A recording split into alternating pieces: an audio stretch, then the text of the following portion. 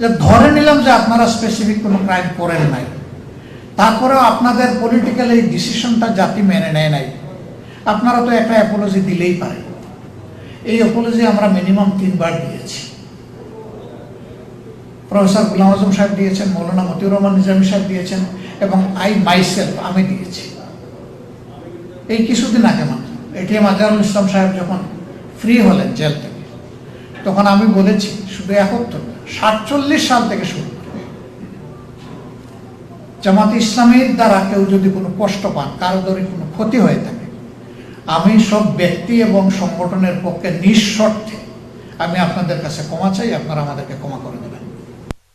আজকের দিন পর্যন্ত আমরা ভুল করি না, এই কথা বলবো কিভাবে? আমরা মানুষ, আমাদের সংগঠন একটা মানুষের সংগঠন।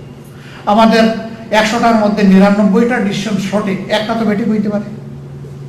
সেই বেঠিক একটা ডিসিশনের জন্য আমার জাতির তো কোনো ক্ষতি হতে পারে। তাহলে সেই ক্ষেত্রে আমার কোনো ডিসিশনে জাতির ক্ষতি হলে আমার মাপ চাইতে অসুবিধাটা কোথায়? এখন মাপ চাওয়ার পরে বলে যে এই ল্যাঙ্গুয়েজ চাইলে হবে না, ওই ল্যাঙ্গুয়েজে চাইতে হবে। আরে বাবা, এই আরেকজন লাগবে। বিনা শর্তে মাপ চাইলাম, কোনো শর্তও দিলাম না, তারপর আর বাকি থাকলো কোনটা, এটা তো বুঝি না।